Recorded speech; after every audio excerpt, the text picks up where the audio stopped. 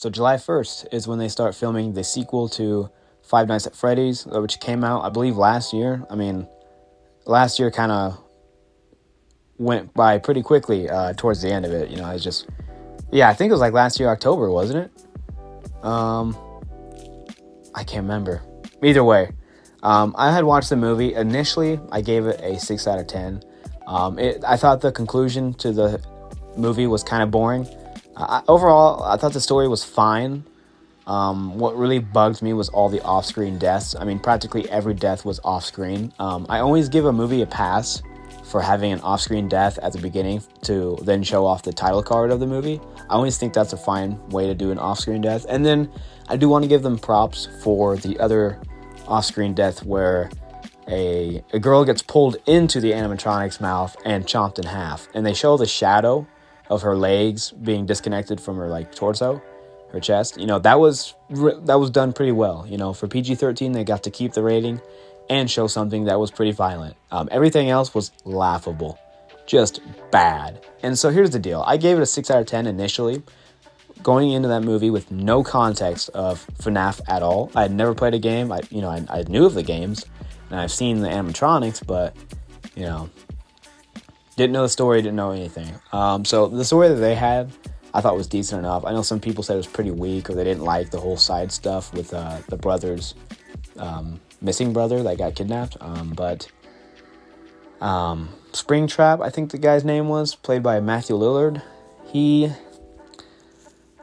Everyone thought Matthew Lillard did such a great job, but truth be told, his character, there was nothing special about it. And then when you find out he's the bad guy, which it was pretty guessable, he was a bad guy. When you find that out, it's just still not I don't think his performance was any, not to talk bad about the actor. But I mean, I don't see anything special there. The rest of the off-screen deaths were just laughable. They just sucked. The ending was very underwhelming, very bad. So initially I was very generous. I gave the movie a 6 out of 10. I finally played the first game on stream, loved it. I enjoyed it so much. Something so simple. I was like, wow, I was really missing out, wasn't I? So then I looked at the movie again. I'm like, all right, well, this movie sucks even more now that I know the context. So I dropped my rating down from a 6 to a 3. A 3 out of 10 for the Five Nights at Freddy's, the first movie anyways. But here's the sequel. We already knew this was going to happen. I mean, the movie has done pretty well. But just because something makes a lot of money doesn't mean it's good. We've seen that numerous times. Just some examples. The Halo TV show, more recently. Season 2 just wrapped. And I'm sitting here thinking there ain't no way this is getting season 3. I'm here for it if it does, but there's no way. And then to see that it's doing very well on Paramount Plus, it's like, oh my God. Yeah, we're probably getting a season 3. Years ago, Call of Duty Modern Warfare 2019, that had the highest amount of money made for a Call of Duty in a long time, and it might even broke the record. I can't remember, but that game was just absolute dog shit.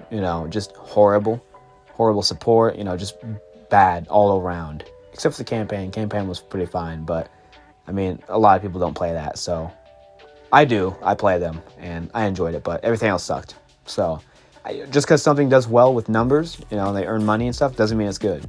So at the very least, I think for the most part, the FNAF community really enjoyed that movie. But I mean, as for myself, I thought it sucked. So here's hoping the second one, and here's hoping that they make the second one rated R. Because here's the deal. The first one's PG-13. A lot of people saw it. They loved it. If it's rated R, they're going to go see it anyways. And I know that hurts viewers, because kids can't just go see a rated R movie unless they're with an adult. So at that point, I don't know, just take an adult, go with an adult. I know it's easier said than done, but still, I mean, come on. That whole rating stuff they should just get rid of anyways. Unless something is very I mean, rated R movies nowadays I think it's fine for children to watch. I mean, I watched it when I was a kid, and I mean, movies back then were some of them were different, but stuff that's really bad, where I'm talking loads of sex, just torture porn, yeah, keep that away from kids. But in the movie theater anyways.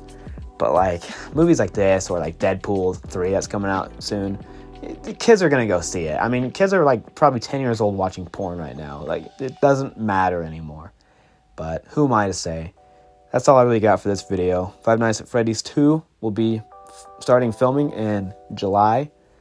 And I'm not too sure. Here's the deal. I will not see this movie unless a group of friends want to go.